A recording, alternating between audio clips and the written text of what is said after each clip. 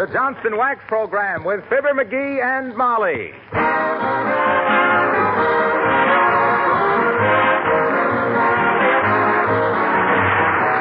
The makers of Johnson's Wax and Johnson's Self-Polishing Glow Coat present Fibber McGee and Molly, written by Don Quinn, with songs by the King's Men and music by Billy Mills. The show opens with Who Knows?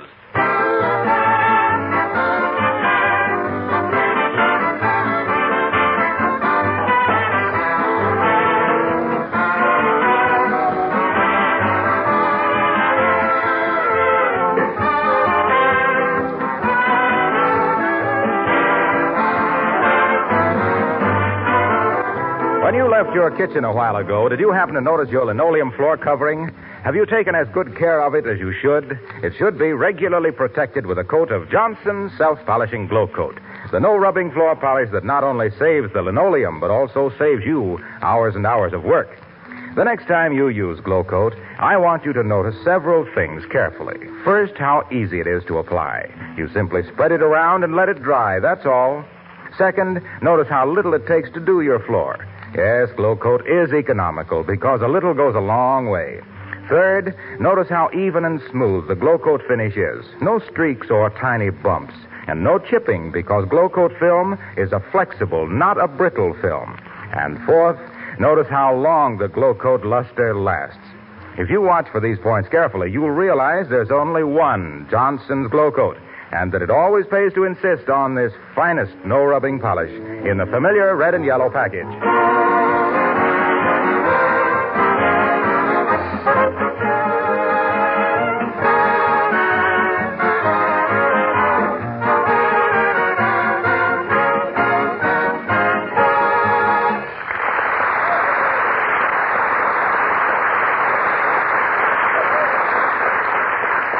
Well, as the peacock said, we have quite a tale to unfold, so we won't waste any time.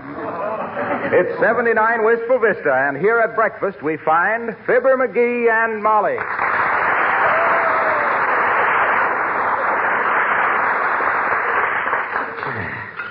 Pour me another cup of Java, will you, Molly? Thanks. Say, I never saw you drink so much coffee. And don't use so much sugar. You're overweight as it is, you know. Yeah, I found that out yesterday. How? Well, a cop took a look at my tummy and followed me all over town. Thought I was bootlegging tires. I was so... McGee, watch what you're doing. What you mean? What am I doing? Why, you put a slice of toast in your pocket and you're buttering the back of your hand. Oh. Well, I'm kind of nervous this morning, Molly. I'm upset. Well, I've noticed that. You're as wiggly as an octopus in the washing machine. What's the matter with you, dearie? I had a terrible nightmare. Anyway, I hope it was a nightmare. You hope? Yeah. Oh, it was awful. You see, I hate to tell you about this, Molly. Come on, and stop that worrying. Heavenly days, you're getting circles under your circles.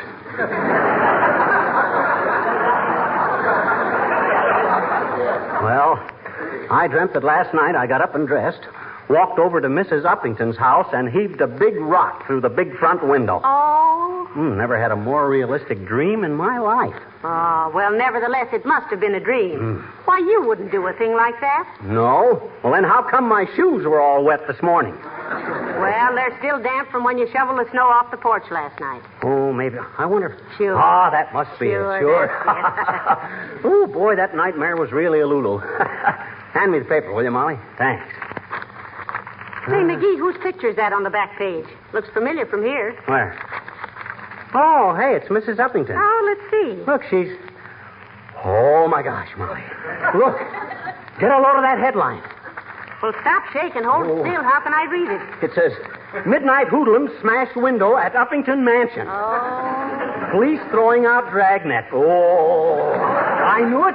I knew that couldn't have been just a dream. Now, take it easy, dearie. It could still be just a coincidence. Yeah, but... Why, you're not the type of man to prowl around in the middle of the night and heave rocks through people's windows like a common criminal, and I hope nobody saw you do it. You won't tell anybody, will you? How can I? I'm your wife. Huh? And a wife can't testify against her husband. She can't? No, that's the law. Who's at the door? That's the law, too. Bake me a cake with a hacksaw in it, Molly. Come and see me on Visitor's Day. Oh, now stop worrying. When you get out, they always give you $10 and a new suit. Then you need a new suit. Okay, let him in, Molly. I'll go quietly. Come in. Hello there, kids. Am I interrupting your breakfast? Oh, good morning, Mr. Oldtimer. You don't know how glad we are to see you. Yeah. Sit down and have a cup of coffee, old-timer. Get out the good china and the real linen napkins, Molly. All right. Oh, no, thanks, kids. Sure appreciate the warm welcome, but I just stopped by to see if these gloves belong to Johnny. Got his initials on them. Why, yes, those are his, Mr. Oldtimer, aren't they, McGee? Yeah, they're mine, all right. I knew him on account of the third finger on the left one is gone. I tore it off trying to get a nickel back out of a pay telephone. Almost lost my finger, too. Well, thanks very much, old-timer. Forget it, Johnny. No reward offered for him, I suppose. Reward for a pair of $1.98 gloves that wouldn't bring a dirty look at a rummage sale? Anyway, that ain't the right attitude, old-timer. You mustn't do things just for the sake of a reward. You got to do things because it's the decent thing to do. Weren't you ever a Boy Scout? Nope. They wouldn't take me, Johnny. Why not? Well, where I lived as a kid, daughter, they only had the eagle troop, and I didn't have the beak for it.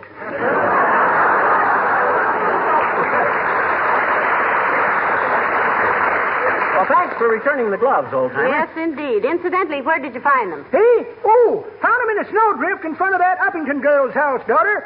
I was, what's the matter, kids? Say, McGee, hadn't you better reconsider that reward business? After all, you'd really hate to lose them where they were lost, wouldn't you? Huh? Oh, yeah. Yeah, I'd say so. It's worth a lot to me to get those gloves back, old-timer. I really love those kids. Here's $5 for your trouble. Much obliged, kids.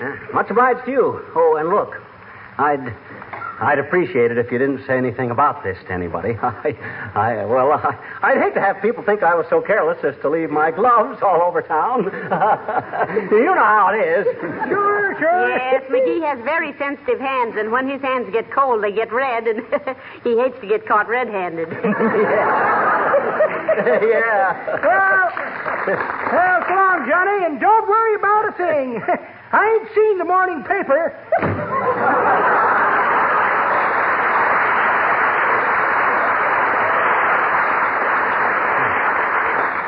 McGee, he knows. Yeah. But you paid him to keep quiet. Yeah, but that's just it. One crime leads to another.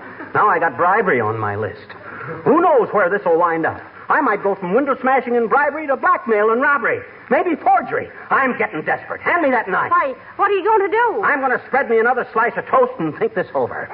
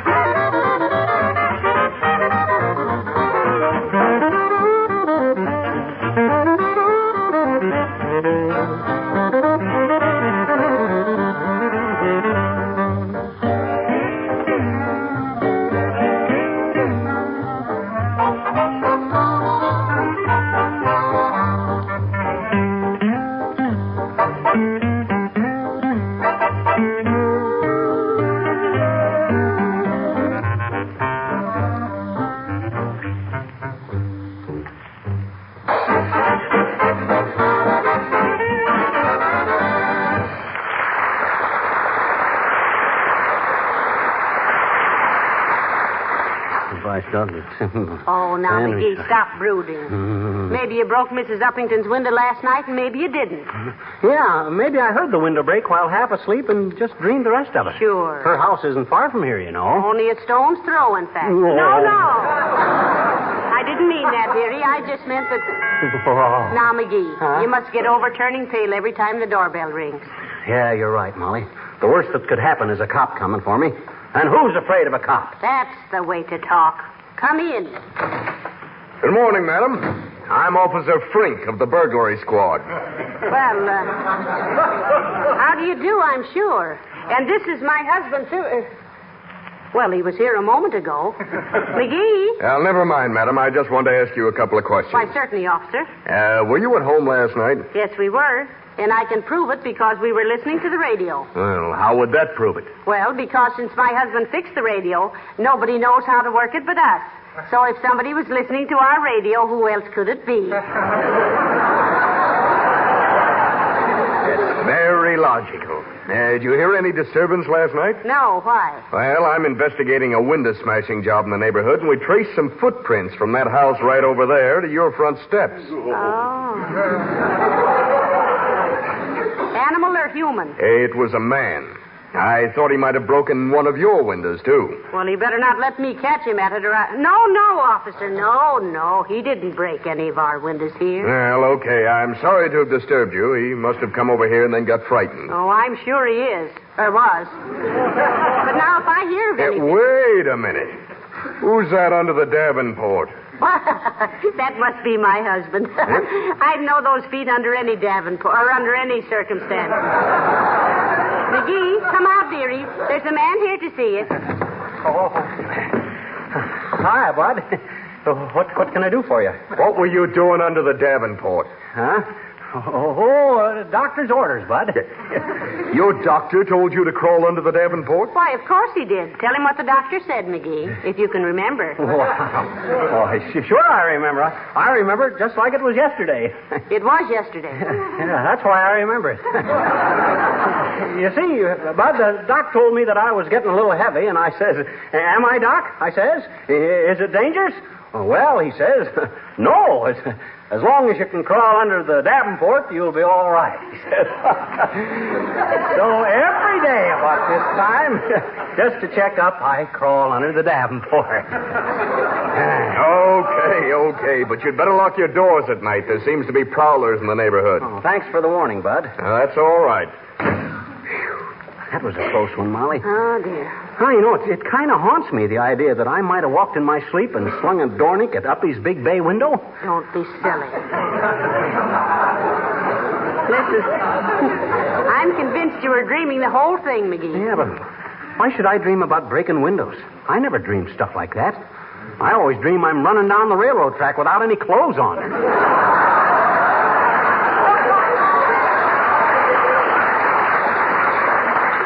Maybe. McGee, come away from that Davenport. You think the hall closet will be better? You stay right here. Come in. Oh, good morning, Mr. Mayor. Good morning, Mrs. McGee. Hello, McGee. Hi, Mr. Did you hear about Mrs. Uppington's window being broken last night? Yes, we read about it in the paper, Mr. Mayor. And a funny thing about that, McGee threw I did not. Quiet, dearie. I was going to say that McGee through the whole morning has been puzzled by the affair. Hey, you used to be a lawyer before you were mayor, didn't you, Latrivia? Oh, yes, indeed. I was a junior partner in Abernathy, Crontite, Massey, Witherspoon, Smythe, Witherspoon, and Latrivia. Your clients must have had to kneel down to read your name on the door. Say, that partner of yours, Mr. Massey, was pretty famous, wasn't he? Oh, not very, I'm afraid. Why, of course he was. Everybody's heard of the laws of Massey.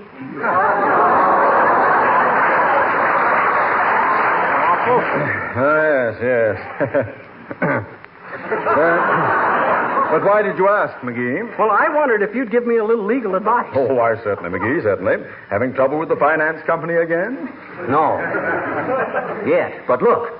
About this window smashing thing. What if the guy that did it was walking in his sleep at the time?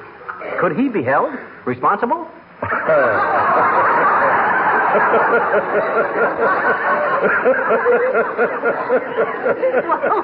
What's so funny about that? Oh, I was just thinking what a rosy time you'd have convincing a judge that you were asleep. Well, I've got to meet the DA over at Mrs. Uppington's. Good day. Walking in your sleep, indeed.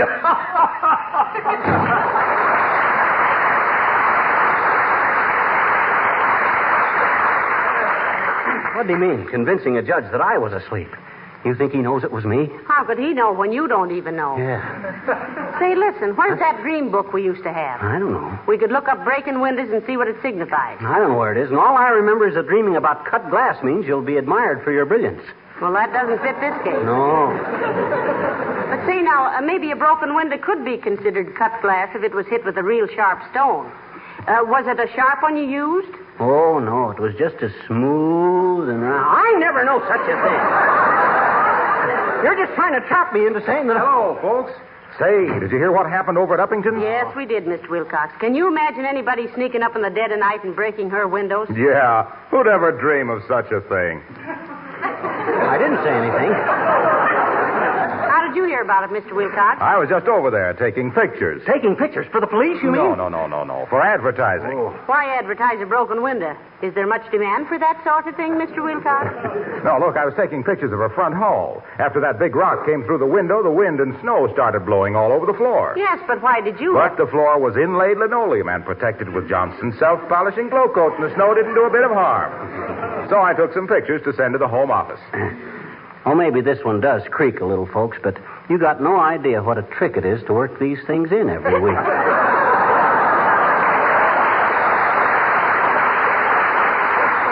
Yes, Mr. Wilcox? Well, that's all, but that hallway of Mrs. Uppington's is really beautiful with that handsome, gleaming linoleum on the floor. And she says it's really amazing this winter weather how footprints wipe right up and how easy it is to keep it protected with glow coat. Yes, but with a house full of help. Oh, she does it all herself. She says glow coat is so little work and so much fun to use, she won't let anybody else do it. You know, no rubbing, no buffing, and it only takes about 20 minutes. And then when this hoodlum heaved a rock through the window... Who's a hoodlum? Anybody who would throw rocks at Johnson's self-polishing glow coat. I'll say they are. Ought to be hung. They ought to be... Have they got any suspicions? Who done it, Harlow? Yes, they have. Oh. All the evidence points definitely to a chauffeur Mrs. Uppington discharged last month. Oh, what's the clue to him? Well, when she let him go, he got sore and said he'd come back and break every window in the house. He did, eh? Well, I guess that lets me... I guess that lets me think he's the guy, all right. Yeah, the only trouble is they looked for this chap and found out that he'd been in San Francisco for 3 weeks and couldn't have done it. Well, I'll see you later.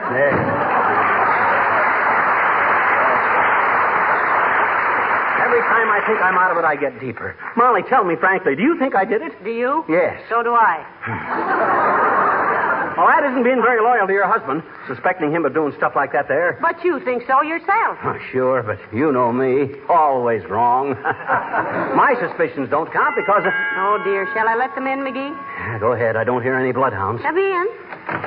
Mrs. Uppington. How do you do, my dear? And Mr. McGee. Hi, Uppy. Won't you come in and break a window or have a chair? No, thank you. I suppose you heard about the ghastly incident of last night? Yes, we did, Abigail, and I'm so sorry it happened. Thank you. I should like to speak to you about it, Mr. McGee. You can't prove it. I should say not. What if his shoes were wet? What if his gloves were found? Please, I don't know what you're talking about. I wish to engage Mr. McGee's services to track down the culprit. Who, me? Yes, I've heard some amazing stories of your cleverness as a detective and of your courage and tenacity. Where did you ever hear any stories like that, Abigail? From Mr. McGee.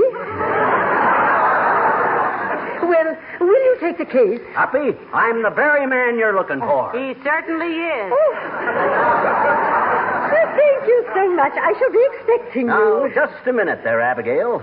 Could this rock have been thrown by the wheel of some passing automobile? I hardly think so. Also, come, why not? Because, Mr. McGee, an automobile wheel would hardly have attached a note to the rock reading, "This for you, Uppy." Oh. Come right over, won't you?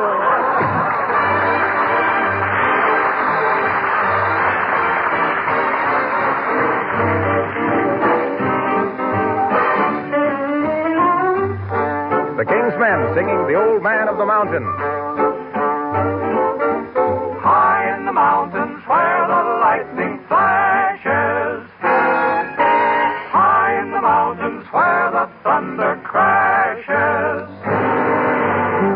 There's a character, old and gray. He must be 90 if he's a day. Every year he comes out to see what the world's about. With his long white beard and a crooked staff, he tramps along while the people laugh. With a twinkle in his eye, he passes them by. The old man of the mountain. He wears long hair and his feet are bare. They say he's mad as an old March hare, but his troubles are none. He owes no one. The old man of the mountain. He talks with the birds when he's lonely. He sleeps with the stars for a tent. The bees spread a feast when he's hungry, and he never has to pay any rent. Not a cent. He'll live as long as the old oak tree to laugh at folks like you and me. Oh, I often sigh and wish that I were the old man of the mountain. Oh, the rain may fall and the wind may blow. He laughs at the wind and the ice and the snow. With a twinkle in his eye and with his shirt tail a-flying, He's the old man of the mountain. old man of the mountain. The mountain. Everybody thought he was balmy when he stole a cannon from the army. Everybody thought he was frail till he dragged the cannon up the trail. Now on a clear day you can see him there, a-sitting on the mountain with his long white hair. Oh, the Japs won't linger if they ever lay a finger on the old man of the mountain.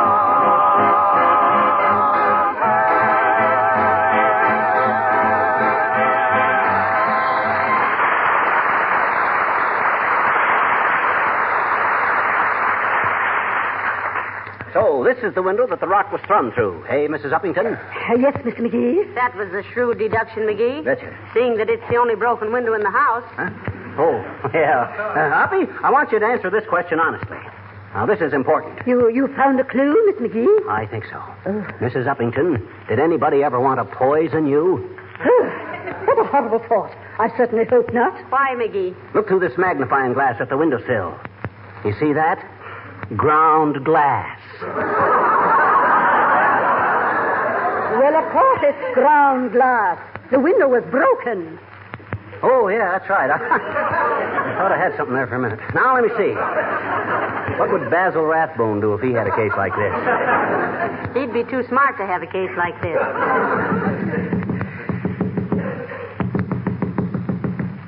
Good heavens. What's that? It was a kind of a thumping noise. No. Yes, it was. In detective work, you got to learn to distinguish between thumping, rapping, pounding, and thumping.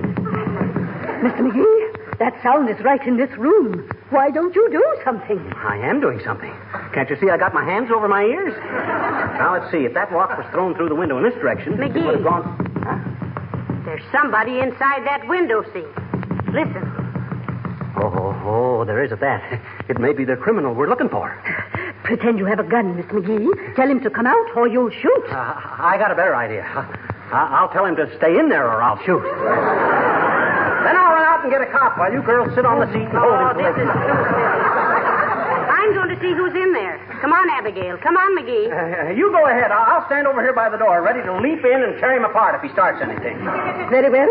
Unfasten the catch on the window seat, Mrs. McGee. That's it. All right. Come out of there, whoever you are. Oh, hello, folks. Mr. Wimple. My goodness, I'm glad you let me out of there. Did you ever spend 2 hours with your face inside an old overshoe with an umbrella up your trouser leg? Why, please, Mr. Wimple. Aha. So it was you, Wimple. Just as I suspected when I heard your voice. Well, Philo Vance is back on the job.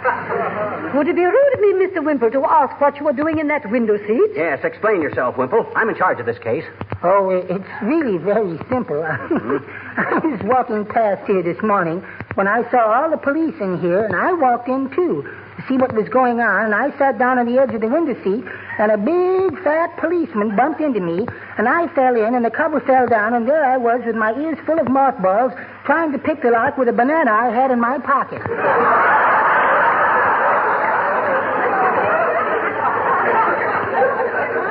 A likely story, Wimple. I don't know. It sounds reasonable enough to me, McGee. Oh, yes, the poor man. After this, I should leave a few sandwiches in that window seat in case it ever happens again. Well, he don't get out of this that easy. Wimple, where were you between the hours of last night? Oh, Sweetie Face would just kill me if I told you that, Mr. McGee. Well, what's your wife got to do with it, Mr. Wimple? I was out with her until 4 o'clock this morning. Aha, now we're getting someplace. Okay, Wimple, take your choice. Tell us or tell the police. What were you doing? Well, you know how it is. Trying to buy certain household goods these days, and while we knew it was a little illegal... Never mind the excuses. What were you doing? Well, if you must know, Nosy, Sweetie Face had to see a smuggler about a new hot water bottle. And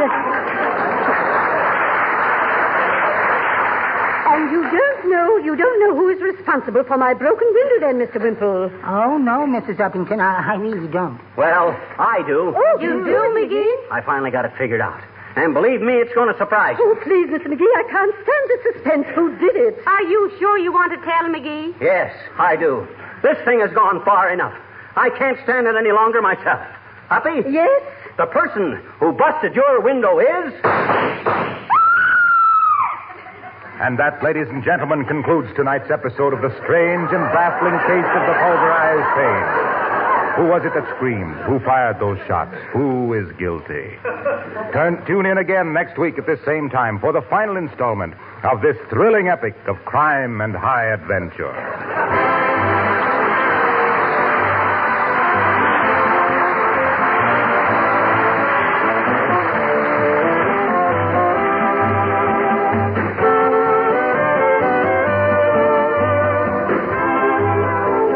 Days ahead, when all of us will be called upon to put forth an extra effort, we certainly don't want to add unnecessary work in the home. And yet it's imperative to take extra good care of the things we have. I'm glad it's part of my job to tell you about the many uses for Johnson's wax. For instance, just try wax polishing your tabletops, windowsills, Venetian blinds, and leather goods with Johnson's wax, the same wax you use on your floors. Notice first how beautiful these waxed surfaces are. In the weeks to come, notice how much easier your daily cleaning has become. The coat of wax acts as a shield against dust, dirt, and wear. Fingerprints and smudges are quickly wiped away. Home economics authorities call the regular use of Johnson's wax protective housekeeping. It will pay you to adopt it in your home. Ask for the original, genuine Johnson's wax, available in paste, liquid, or cream wax form.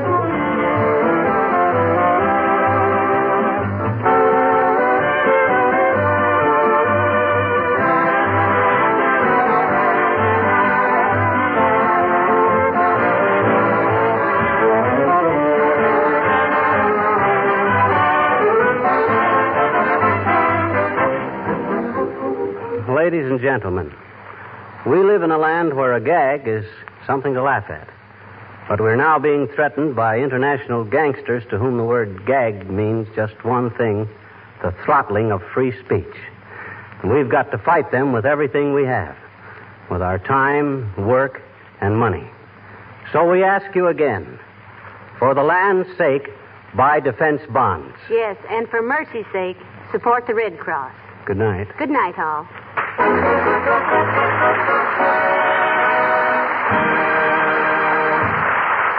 This is Harlow Wilcox, speaking for the makers of Johnson's Wax Finishes for Home and Industry, inviting you all to be with us again next Tuesday night. Good night. We're all talking about taking better care of our automobiles to make them last. But what are you doing about it? Have you cleaned and polished your car lately? No? Well, then try this. Give your car a simple treatment with Carnew, the sensational auto polish that both cleans and polishes in one application. 2 jobs at once in quick time. Carnew is inexpensive, easy to use. Ask your regular Johnson's Wax dealer, auto supply store, or service station for Johnson's Carnew, spelled C-A-R-N-U. This is the National Broadcasting Company.